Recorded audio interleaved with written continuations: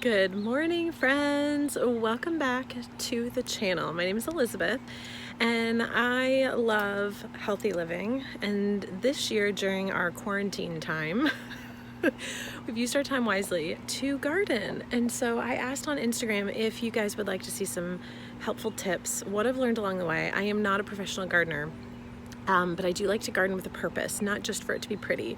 Although that's great if you are like amazing at doing flowers and things like that. I think there's a talent to that, and planting them so that it looks pretty, and I'm just planting for function. So for all the food, I just heard a critter. So I'm going to share with you some tips today of what I've learned along the way, and I'm probably going to film it inside, but then I'll share clips of like what the garden looks like and things like that, just so I'm not like squinting in the sunshine. I do want to say that I got these. They're called 24-inch plant props. They're like $1, maybe $2, and I've been using them to hold up when my plants get heavy, particularly the pepper plants, because they just kind of topple over, especially with like heavy rain or wind. It's done really, really great, so my pepper plants aren't falling over. So loving these, and I'll show you a couple more things. I do want to say that if you are an avid gardener and you have some amazing tips, leave them in the comment section below. I'm not claiming to be an expert. We've just kind of learned as we've gone along. So I do want to say that if you've never planted tomatoes before, I've done these by seed, but then I've also done some tomato plants by buying the starters from the store. And I find that if you want to get the fruit faster, cherry tomato plants, the ones that are smaller, you just get them a lot quicker. And what I tend to do, I'll show you, is pick them when they start to turn the reddish color. And then you leave them on the counter and they turn red in like 2 or 3 days, rather than waiting for them to turn red, because then sometimes the bugs get them. So this isn't completely red yet. Also, you want to get the tomato cages. They have huge ones and then small ones. These ones are the smaller ones because they'll hold the cherry tomatoes, and those just work really great. So these are the tomatoes that I've done by seed, and as you can see, these ones don't have cages yet, but I just bought them, so I'll be putting those in. For pumpkin, you want to have a lot of space for it to run. So if you don't know about plants and you're at the store like Home Depot or Lowe's and you buy the starter ones, you need to know about spacing. And usually they have an instruction on spacing of how to space them out. So the tomato plants I have here, and the pumpkin is on the edge because I'm going to let that run along the fence. It's going to take a lot of space. Same thing with over there. This is watermelon, and it's just going to expand. So you definitely want to have a lot of room for a plant like that. So I do want to say one thing you want to do is come out and check your plants every couple days or every day, because you're going to need to water twice a day. I water in the morning and then at night. These leaves are nice and healthy. These ones have a whole bunch of bites. So what I've done is you need a biodegradable dish soap, a tablespoon to a whole spray bottle of water, spray it down and then water it. And I got that from some of my friends on Instagram, shared that tip. And I got my caterpillars to leave my plants alone, because my caterpillars were eating my tomatoes like crazy, and I was very disappointed because you're working so hard and then they ate all the fruits of my labor. So I will say that if you were planting something like this is a cucumber plant. Here's another cucumber plant. I'll show you one without one growing all the way up. You're going to need a trellis of some kind. This is a brown wood one, and I've got multiple ones going here. And you're going to need something for them to climb on. So I have more cucumbers going over here, and it's going to need to climb up. So that's super important. The other thing I would suggest is just to jump in. You don't need to know everything there is to know about planting. Just start planting things you love. So I love tomatoes, and I know that I can grow them. Peppers I love. And then I tried a bunch from seed because I figured the seed packet is only like $2. So this is all lettuce here and carrots, all by seed. And so you can do things by seed and just experiment and getting those starter plants.